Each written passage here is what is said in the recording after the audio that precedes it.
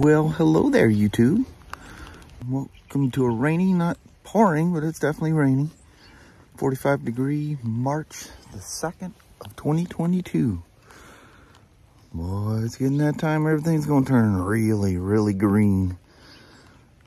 Already starting to see little signs of things budding here and there. That's very nice. But the rain's lighting up. We're going to take the war wagon again today. Take the old work car. Amazing. Almost no rain overnight. Look how high he has that driveway up. Yeah. And yesterday it was gone. Yeah, it was underwater. You would not know that it was there. Cleaning up. This is where that... I should have seen that thing flowing yesterday.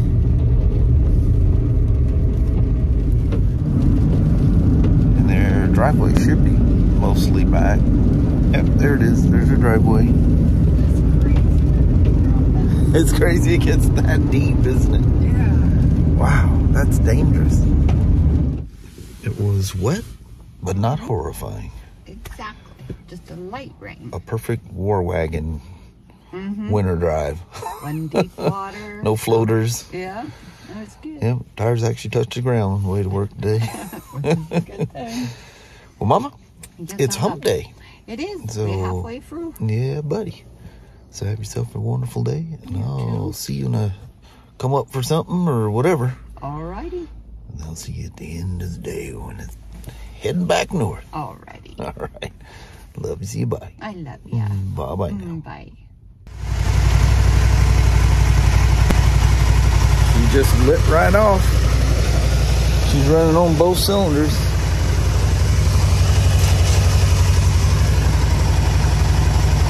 That was the front plug. You can tell the rear plug was barely running. That's an engine that was run for short periods. Because like I say, you pretty much can't foul them out. Look at all the smoke coming out of the exhaust.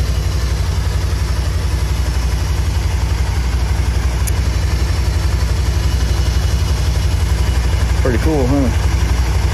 The old twin. Yeah, if this thing comes out okay, what do I got going on here? Oh, it's probably my low brake fluid. I haven't done anything with the brakes yet. I'm sure it'll pop up a thing on the screen here in a minute. The fluid's low and the fluid needs to be flush. I don't know if I mentioned yesterday, but he's okaying all the repairs for it. We had to order the support bracket. Luckily, that's a replaceable part. And the screws are so mauled up from battery acid on the back. I actually bought a fairly expensive tool to deal with that. I don't know where I put it.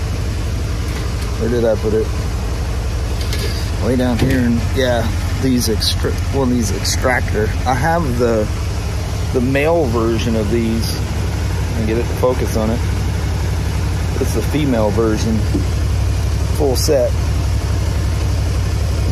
They're really nice. The male version for extracting a broken bolt or something like that. But these come in handy too. I'm sure you guys have seen these things before. How they bite. Yeah, the bolts, the ones on the other side that are on the inside to go this way into this bracket, they're just rounded off.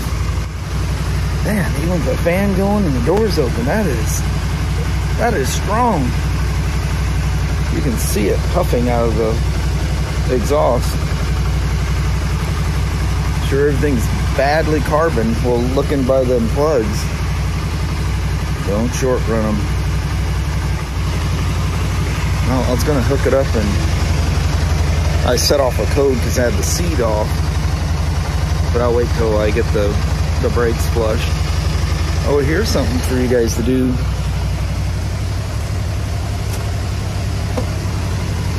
Sorry, I didn't want to point the camera at the RO sitting there for that. Actually, that's the police bike. There's nothing hidden there. But go through with a T25 and touch these things. 2010 through... I haven't seen any of the newer. The ones with the TFTs, I haven't seen them backing off. These, I always find these things missing. Don't go crazy tightening it, because you'll seize the screw into the brass insert and it'll spin, and now you're buying this frame. But they always come in and they're missing one of them screws.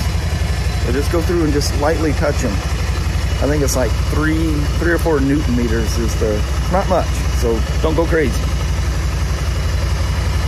She sounds good. She ought to. She ain't got no miles on her. She ain't even had a chance to get wore out yet. You know the rubber grommet I was telling you that wasn't the recall one? Well, it wasn't really a recall. It's like a product update thing because people are losing their covers. I found one. This is what's supposed to be in there. One side, again, it won't focus. One side's thicker than the other. So the thicker side has a metal washer impregnated in the rubber. Really tricky to get them in, but they don't pop out. So we'll throw that other one away. Don't even need that to be accidentally reinstalled.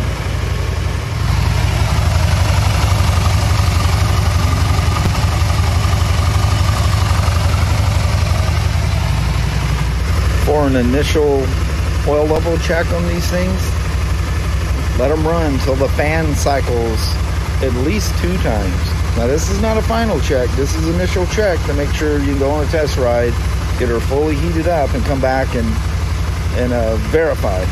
So don't overfill it still, no matter what. But it needs to be at least 126 degrees at the reservoir tank. The dry sump motor, this is the reservoir.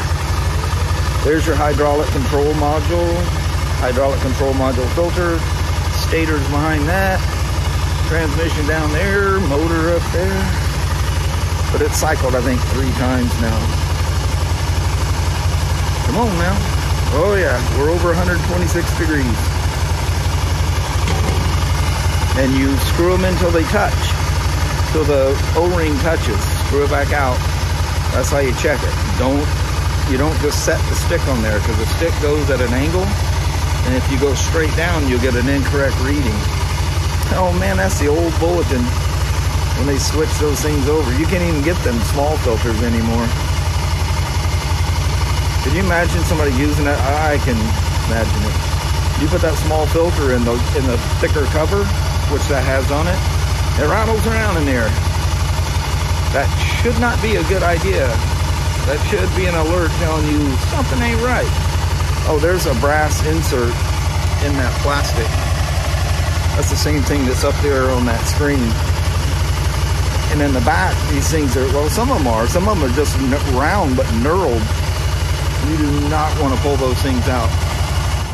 Oil level zeroed in. Still need to take her for a test ride. So this bracket was removed, and I'm assuming somehow or another, I think they were trying to get the seat unlatched. You can see I've removed the lock pin. That's actually the BRP pin, so I'll save that. I think you take that out of your stock seat. And of course, you use some cheap aftermarket bolt. That may not be a stock one. I think they look different. I don't know. It's been a while. Anyway, what happens is the fiberglass breaks away on these things, and well, I guess I didn't show you at first, but the pin goes in the wrong direction.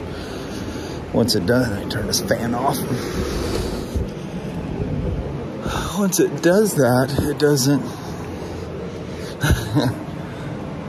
it doesn't fall into that hole correctly anymore.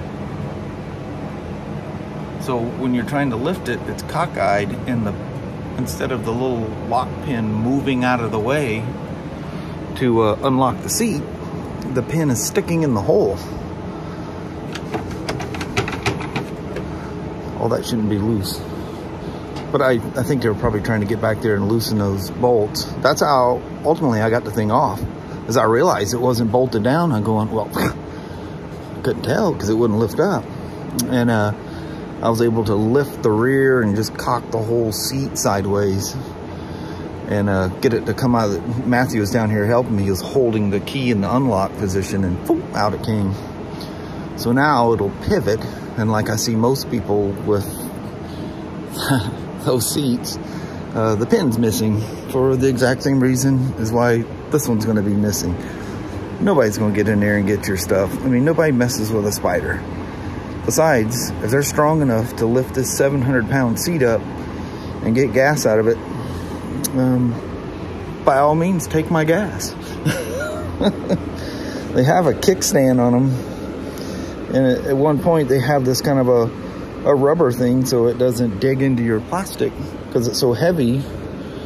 And I don't think you even hook up it doesn't even have the facilities to hook up the stock shock because it would overpower the shock and it just falls. As you can see, it weighs so much it ends up coming apart there too. These definitely have a much looser belt tension. It ain't that loose. Belt's in good shape, it's just loose.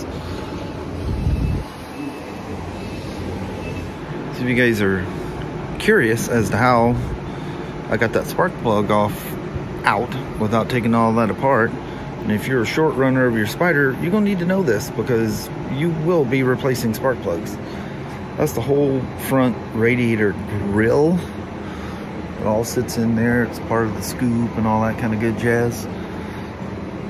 Just so you know, it's not really fun to get that cover out of there, and it's even less fun to get the spark plug out, but it's possible. What can I show you? See if I not burn myself here. You can see my hand out here.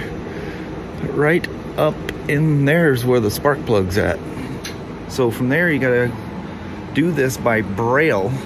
And let me show you something that'll get you, and you'll be taking your motor apart over this one. See that spark plug cap? It's not like, you know, the coil sticks that fits in the hole tight. Dirt can fall down between that spark plug cap and the spark plug. So when you pull this cap off, first blow in there, and then there's a cheater there. All cylinder heads that the spark plugs sink into the hole has a drain. You can see it on this one. That's the drain hole right there. If I was to pour water down beside that, the water would just pour right out of there and exit.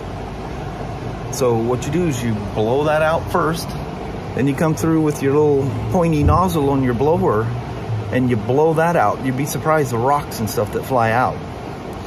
Then you loosen your spark plug, come halfway out, because what happens is the rocks will wedge between the spark plug itself and the hole in the head that's recessed in there. So you back that out and you blow it again. And then before you pull the spark plug all the way out of the hole, get a little pin light, look around down in there and make sure there's nothing left in there. Because if you pull that spark plug out and a little tar rock or something falls down in there and you start that engine up, it's over. That cylinder's dead. It will not survive that.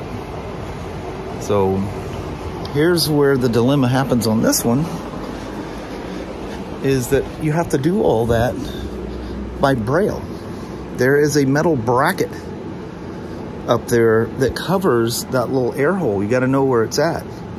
And the whole time, you can't see what you're doing. When you put your hand in there to take the spark plug out, you take up you got this one little hole you look at. That's why BRP has you taking the headset off and the airbox out, so you can see what you're doing. But yeah, make sure there's nothing in that spark plug, anything in the spark plug recess hole before you pull the spark plug out. Because when you pull the plug out, that's the entrance hole for stuff to fall in and land right on top of your piston. Not a good thing. Good Lord, it's a pain in the butt to flush the brakes on these old things. Everything's just like overly complicated. When you fill these things, you do this cautiously. This is the high mark. What we found that if you get the fluid so it just touches that front edge of the cup. And the other thing, when you do this, you need to make sure that you have that breather facing backwards and start off with the little vent in the rubber facing straight back. Then drop your cup on and then turn it So the vent is facing backwards. So now the little cutaway in the rubber is facing the rear, and the vent is facing the rear. So the vent in the diaphragm is here, and then the vent from the cap, because the diaphragm vents into the cap and then out this little hole, and you'll stop getting the low brake fluid warnings even when everything seems to be correct. This is only on the older ones now. Newer stuff, just when the fluid's low, it's low, and the alarm goes off. There we are. Man, what a job. Well, a little woman and I, we left work. We're in Kelso. Went to Sportsman's looking for something that they were out of. Seems to be the way of the world nowadays. And the little woman ran in there to Grace. She goes, since we're over here, can we hit Safeway right quick? I'll have to stop tomorrow or Friday if we don't. I go, that's fine. We'll just swing on over there. She goes, did you eat all your lunch? I said, no, I always leave a little something. She goes, why don't you just sit here and I'll go in. Crazy little woman. All right, just letting you know we're on our way home. You'd have figured it out when we got there anyway. All right, well, I felt almost like I need to tell you what we're doing. All right. Look at this again. We come down the hill, and all of a sudden this just presents itself. That's beautiful. Ooh. How are we going through all that rain? There's like blue skies back there.